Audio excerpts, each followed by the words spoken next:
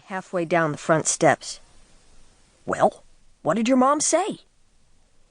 "She wants a high-rise, glorious, Skittle Skat Roarious sky pie angel food cake." "A cake? She wants a cake?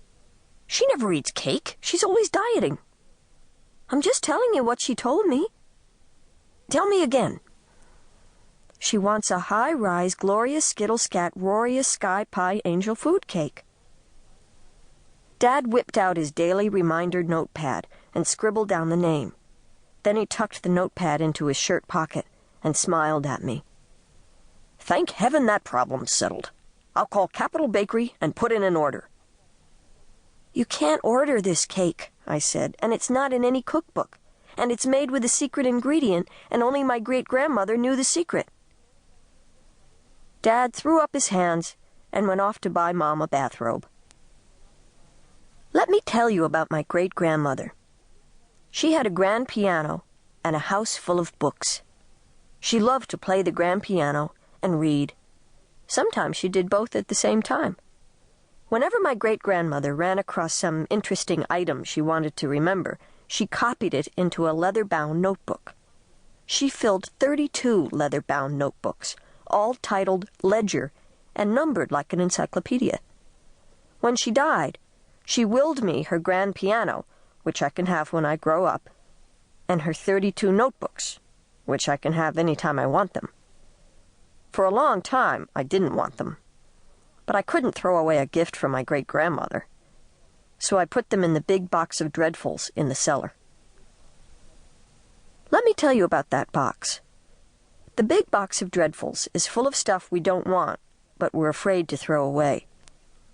There's a hideous ceramic vase in the shape of a football that Uncle Harry and Aunt Carolyn gave Mom and Dad for a wedding present, and a self-portrait painted by Aunt Carolyn, who didn't think the vase was grand enough. The self-portrait shows her as a young girl, petting a bald dog and sitting by a waterfall, which she'll never do again, because last year she and Uncle Harry took a bus to Niagara Falls, and Aunt Carolyn dropped her purse over the edge. Poof! $100 flushed out of sight. When Uncle Harry and Aunt Carolyn call on us, Mom puts the vase on the mantel and hangs the self-portrait over the grand piano. After they leave, she packs them both away in the box of dreadfuls. At the bottom of the box of dreadfuls lay my great-grandmother's 32 leather-bound notebooks. I lugged them upstairs to bed with me, and after my mother went downstairs, I pulled out my flashlight and started to read them. The first 7 notebooks were full of poems and little slips of helpful sayings like, "Grief in the evening is joy in the morning." The poems mostly talked about love. A few talked about God. The one I liked best didn't talk about anything. It just painted a picture of the moon.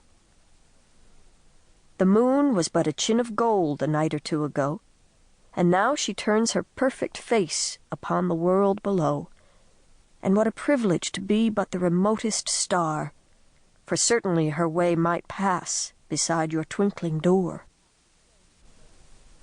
After she'd filled the 7th notebook, my great-grandmother gave up poetry and turned to crime. In notebooks 8 through 15, she'd pasted stories from the newspaper about interesting murders and thefts. A burglar in Norfolk, Connecticut, stole a case of hot dogs from a nursing home and was found the next morning asleep in front of the icebox. A florist in Kansas City, Missouri, tried to murder his partner's ghost and died of fright.